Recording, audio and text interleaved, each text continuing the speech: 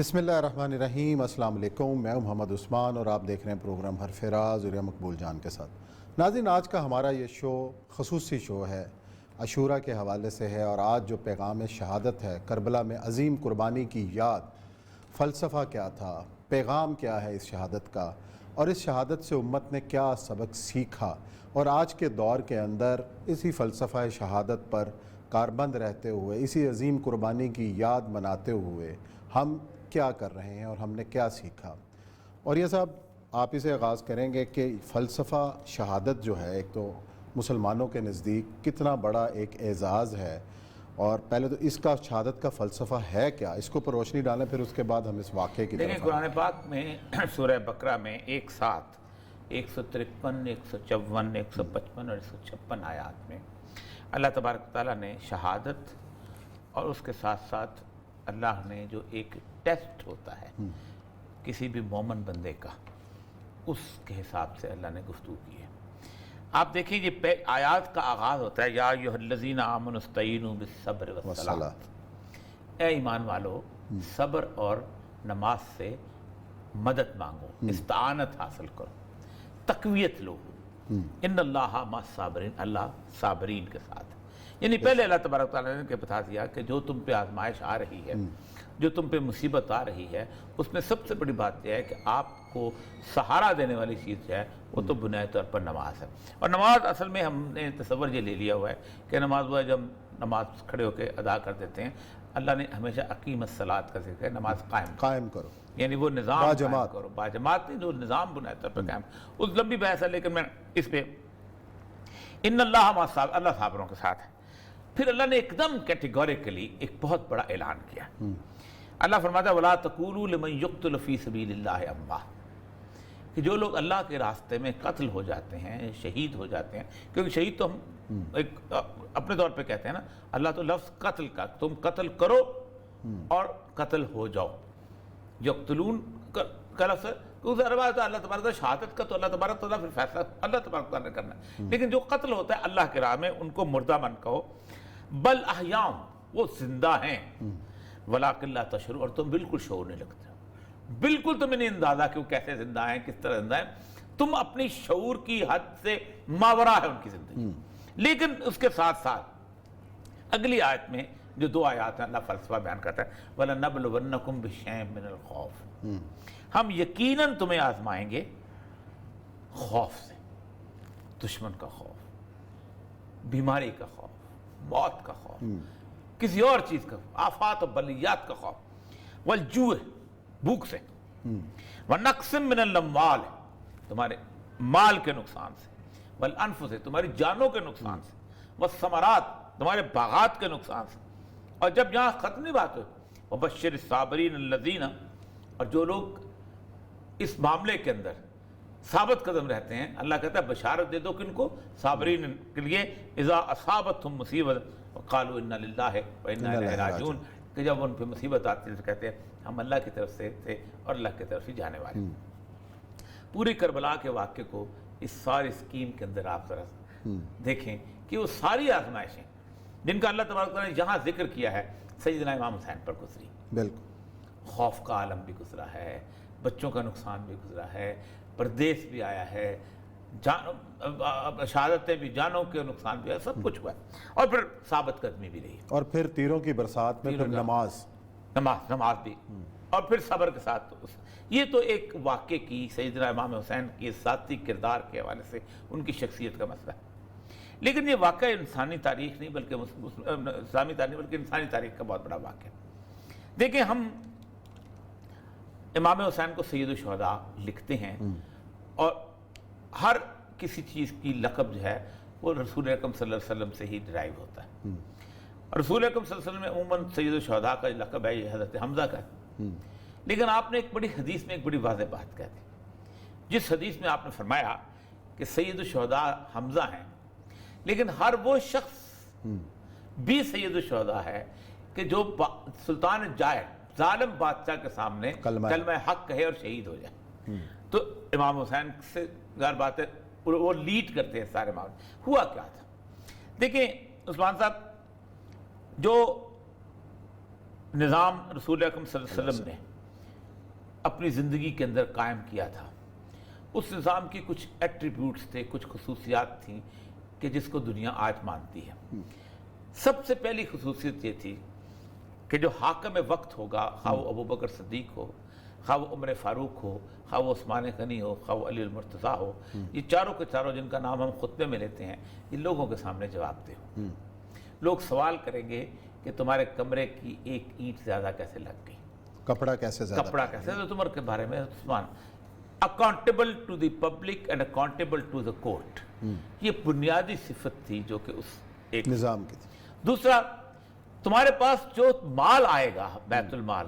وہ ایک امانت کے طور پر ہوگا، تم اس سے اپنا ریشم کا کپڑے نہیں خرید سکتے، تم اس سے اپنی تنخواہ کا اضافہ نہیں کر سکتے، تم بچوں کے اسکالرشپ نہیں لگا سکتے، تم اس کے لیے مال نہیں بنا سکتے، تم اس کے لیے سیکریٹریٹ نہیں قائم کر سکتے۔ امانت کی صورتحال جو ہے وہ سب سے امپورٹنٹ ترین چیز وہ تمہاری اس وقت ہوگی۔ تیسرا، تم کسی طور پر بھی ذاتی نیپوٹزم جو ہے، اکربا پروی، اس کا شکار نہیں ہوگے۔ صحیح۔ عبداللہ بن عمر کو ان 6 لوگوں میں سے شامل کیا، کہا یہ میرا بیٹا ہے، اس کو خلیفہ مت بنانا، کہ کل کو لوگ یہ نہ کہنے لگے کہ عمر نے اپنے بیٹے کو نامزد کیا۔ حضرت علی بلایا، میں نہیں کہتا ہوں کہ حسن کو بناؤ، جس کو تم چاہو، اگر تم اہل سمجھتے ہو تو بناؤ، ورنہ مت بنانا، کھل کے صاف کہا۔ اور سید عثمان کو تو ان کا تو اولاد ہی نہیں تھی اور اس طرح صورتحال نہیں تھی، اور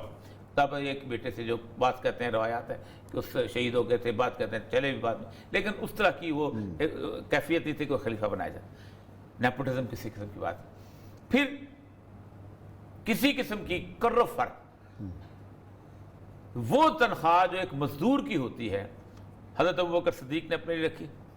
حضرت عمر نے یہاں تک رکھی، صورتحال رکھی تھی۔ آپ کو ایک دفعہ انہوں نے ایک گھی اور سالن جو تھا وہ دونوں اکٹھے لے آئے، تو آپ نے کہا کہ 2 سالن خلیفہ کے اس میں نہیں ہونا چاہیے، یا تو یہ ختم کرو اور اتنے پیسے تنخواہ جو ہے وہ کم کر دو۔ جس کی مثال حضرت عمر بن عبدالعزیز کے بارے میں ملتی ہے کہ ایک دفعہ کھانا کھانے میں بیٹھے تو کھانا کھاتے ہوئے ان کی بیوی نے بعد میں کچھ میٹھا لا کر، تو انہوں نے کہا آپ نے میٹھا کہاں سے لے کے آئے؟ انہوں نے کہا کچھ پیسے بچ گئے تھے، تھوڑے بچ کے، آج اتنے مہینے 1.5 مہینے کے بعد مجھے میٹھا مل گیا، پیسے سے میں نے میٹھا۔ فرمایا اس کا مطلب یہ ہے کہ عمر بن عبدالعزیز کا گھرانہ اتنے پیسوں میں گزارا کر سکتا تھا تو بچت کر کے تو میٹھا۔ فرمایا میری آئندہ سے تنخواہ اتنے کم کر دیجیے۔ یہ سارے پرنسپل حضرت ابوبکر صدیق رضی اللہ تعالیٰ عنہ سے لے کے حضرت علی رضی اللہ تعالیٰ عنہ تک باقاعدہ بدرجہ اتم موجود تھے۔ سیکورٹی، کرفر، یہ وجہ ہے کہ ایک عام نمازی اٹھ کے شہید ہوئے، 2 دفعہ، دو خلفات شہید ہوئے ہیں باقاعدہ اس کے اندر۔ یہ اکاؤنٹیبلٹی کا یہ تصور جو تھا، ایسا ہوتا کیا ہے؟ اب اسلام کا نظام تو 1924 تک قائم رہا، پینل کوڈ بھی رہا، سب کچھ رہا، لیکن اسلام کا جو ایک اوورال تصور تھا ایک ریاست کا، وہ آہستہ آہستہ ڈاواڈول ہونا شروع ہوا۔ آپ نے کبھی ٹرین کی مثال دی، مولانا مودودی نے بڑی اچھی مثال دی اس مسئلے کے اندر، چاہتے فلسفہ چاہتے حسین۔ وہ کہتے ہیں جب ٹرین کی پٹری بدل رہی ہوتی ہے نا، سیالکوٹ کا راستہ جاتا ہے نا، تو بہت دور تک دونوں پٹریاں یوں چل رہی ہیں ساتھ، اور کسی کو پتہ نہیں چلتا کہ یہ لاہور جا رہی ہے تو اچانک راستہ جو ہے بدل۔ لیکن جو کانٹا بدلنے والا ہوتا ہے اس کو پتہ ہوتا ہے کہ یہ چیز جو ہے۔ ہو یہ رہا تھا کہ جس وقت حضرت علی رضی اللہ تعالیٰ عنہ کے بعد جب ایک جنگ صفین کے بعد ہوا ہے تو امام حسن اس طرف تھے تو امیر معاویہ اس طرف تھے، تو امت کی اصلاح کے لیے اور امت کے اندر تفرقہ ختم کرے، رسول اللہ صلی اللہ علیہ وسلم جو تھے وہ ماتھا چوما کرتے تھے حضرت امام حسن کا، کہ کہتے ابنی سیدی، یہ میرا بیٹا جو ہے یہ سید ہے، سردار ہے،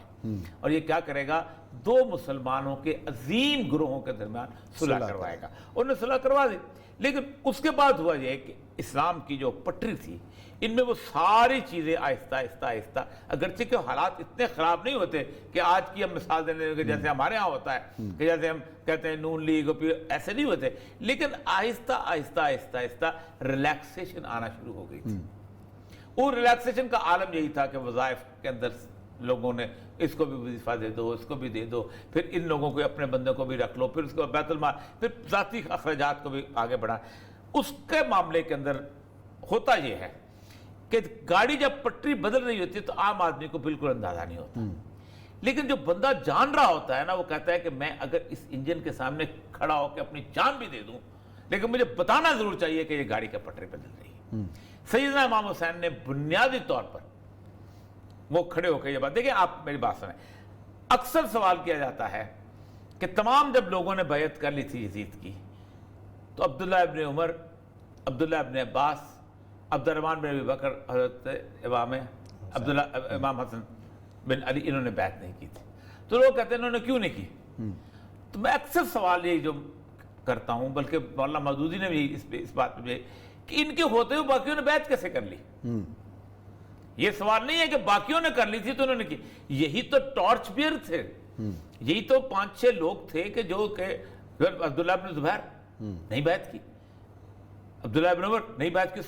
عبداللہ بن عباس نہیں بیعت کی، حضرت حسین بن علی، امام حسین بن علی، یہی تو لوگ تھے، یہی تو وہ لوگ تھے کہ جن تک اس وقت تک امت کی وہ صحابہ کرام میں یہی رہ گئے ہوئے تھے. اس کا مطلب یہ ہے کہ لوگ ان چاروں کو اندازہ تھا کہ یہ صورتحال بن رہی ہے. لیکن امام حسین کے اور باقی لوگوں کے کردار میں ایک فرق آپ کو محسوس ہوتا ہے، بالکل ویسا ہی فرق ہے جو ہماری پوری امت کی ایک 2 تصورات میں فرق ہے. پوری امت جو ہے وہ کہتی ہے کہ ایک ہے راستہ عزیمت کا، ایک رخصت کا، اور ایک رخصت کا راستہ ہے. رخصت کا راستہ یہ ہوتا ہے کہ دل کے اندر بندہ برا سمجھے کہ آفت ہے، طوفان ہے، مسئلہ ہے، گھر میں بیٹھ لیتے ہیں. عزیمت والا بندہ جو ہے وہ بیٹھ نہیں سکتا، اس نے راستے میں بتانا ہوتا ہے کہ نہیں، عزیمت کا راستہ یہ ہے کہ ہم کھڑے ہو کے جائیں، ایک پرنسپل طے کرنا، پرنسپل طے کرنا ہوتا ہے. اب اس نے ہم لاکھ یہ کہیں کہ کوفہ سے وہاں سے خط آئے تھے اور سب، اگرچہ کہ وہ ایک پروسیس تھا، سارا کچھ ہر چیز موجود تھی. کہانی کے طول دینے کے لیے ہم بہت سارے لمبے قصے بھی بنائے جا سکتے ہیں، لیکن ایک بات جو سیدنا امام حسین کی شہادت ثابت کرتی ہے وہ یہ ہے کہ کیا راستہ بدلا؟ واقعی بدلا. اگر تو کوئی اس کے بعد راستہ ویسے ہی چلتا رہتا اور پھر یہی ہوتا کہ ابو بکر کا بیٹا خواہ تقوی میں کتنا بھی بڑا ہو خلیفہ نہیں بن سکتا، عمر کا بیٹا خواہ عبداللہ بن عمر وہ ہو کہ جس کے تقوی کی لوگ قسمیں کھاتے ہوں، ٹھیک ہے، خلیفہ نہیں بنتا، عثمان ابن غنی کا بیٹا نہیں بنتا، علی المرتضیٰ کا بیٹا نہیں بن سکتا، تو پھر آل بنو امیہ اور آل بنو عباس جاری نہ ہوتے. اس کا مطلب ہے کہ کانٹا بدل گیا تھا. اور پھر ہوتا یہ تھا کہ نسل در نسل جو تھی وہ جو جیسے رسول اللہ صلی اللہ علیہ وسلم نے کہ تمہیں کیا ہو گیا ہے کہ تم ان طرف جاؤ گے، جیسے ایک وہ مرتا تھا اس کا بیٹا جو تھا، ایک ہرکل مرتا تھا اس کا بیٹا آ جاتا تھا، اور ایک جو ہرکل روم تھا، اور ایک اسے سے کیسر مرتا تھا اس کا بیٹا کیسر آ جاتا. وہی ہمارے اندر وہ ساری کی چیزیں آنے لگیں اور مسلمانوں کا سوال شروع. یہ ہے بنیادی فلسفہ سیدنا امام حسین کی اس ساری کی ساری جدوجہد. اس جدوجہد نے ایک کام کیا ہے کہ بڑا آدمی جو ہوتا ہے سر وہ کرتا ہے سٹینڈرڈ بتاتا ہے، یہ ہے آئیڈیل، یہاں تک پہنچنے کی کوشش کرنا ہے. اور اب تم جو کر رہے ہو بیسیکلی آئیڈیل سے نیچے ہو. صحیح. جو بھی آپ حکومت بناؤ، خواہ جمہوریت کے تحت بناؤ، خواہ وہ کسی اور طریقے سے بناؤ، خواہ وہ لڑ کے بناؤ، خواہ وہ خواہ، اگر وہ یہ آئیڈیل طے نہیں کرتی کہ جو آئیڈیل نان جمی والا ہے کہ پورے مدینے میں گھر پکے ہو جائیں، سیدنا علی کا گھر کچا رہے، اور پورے مدینے کے اندر لوگ ہیں وہ سرخری سے زندگی گزاریں، اور عمر ابن خطاب کے گھر میں فاقہ پڑتا رہے. یہ جو آئیڈیل تھا یہ ہے آئیڈیل. تم جتنا یہ آئیڈیل اگر تم اچیو نہیں کر سکتے تم کچھ ہو. سیدنا امام حسین نے یہ کیا کہ انہوں نے آئیڈیل بتا دیا کہ آئیڈیل ہے کیا، اور وہ آئیڈیل وہ تھا کہ جس کے اندر ابو بکر صدیق کے مشاورت میں علی المرتضیٰ ہوتے تھے، اور ابو بکر اور عمر کی مشاورت میں علی المرتضیٰ ہوتے تھے، حضرت عثمان کے نگبانوں میں سے علی المرتضیٰ ہوتے تھے، اور خود علی المرتضیٰ کی جو اپنی شخصیت تھی اقضاہم ولی ولی جی صورتحال تھی. نظام عدل جو ہے اس کے اندر بھی ایک سب سے اہم ترین چیز جو ہوتی ہے وہ یہ ہوتی ہے کہ آپ کسی شخص کو اس کے عدل کی بنیاد کے اوپر زندگی آگے لے کے جاتے ہیں. مثلا حضرت علی کے زمانے کے اندر حالانکہ خود آپ فیصلہ کرنے کے مجاز تھے، لیکن خلیفہ کو یہ حق حاصل نہیں دیا تھا کہ وہ قاضی شرح کے مقابلے حضرت عمر کا لگایا قاضی تھا. جو مشہور زرہ بختر والا واقعہ ہے حضرت علی کا، پیش وہاں پر ہوئے، یہاں وہ بدل دیا گیا، یہاں وہ بھی اختیار خلیفہ کے ہاتھ میں چلا گیا، بیت المال کا اختیار بھی خلیفہ کے ہاتھ میں چلا گیا، زندگی گزار. یہ ہے اصل میں بنیادی فلسفہ جس پر سیدنا امام حسین کی بنیادی چیز کہ آپ نے آئندہ آنے والی 1350 صدیوں کے لیے سٹینڈرڈ طے کر دیا. یہ سٹینڈرڈ ہے. اسی لیے کہتے لوگ کہ تم کون سی چاہتے ہو, تمہیں حضرت عمر والی شریعت چاہیے, حضرت ابوبکر والی, حضرت علی والی شریعت. کوئی اور سٹینڈرڈ نہیں ہے. کوئی یہ نہیں کہتا ہارون رشید والی شریعت چاہیے, کوئی یہ نہیں کہتا سلمان بن عبد الملک والی شریعت چاہیے. کوئی اور شریعت نہیں, وہ شریعت چاہیے. کیا وہ نظام چاہیے؟ تو نظام کا سٹینڈرڈ امام حسین کی وجہ. چلیں اور اسے بریک لیتے ہیں. بریک کے بعد اس پر مزید روشنی ڈالتے ہیں کہ آخر شہادت کا ہم نے سبق کیا سیکھا, اور رہتی دنیا میں جو اس کے بعد مسلمان آئے انہوں نے اس پر عمل کر کے کتنی کامیابی حاصل کی. بریک کے بعد اس کا ذکر کریں.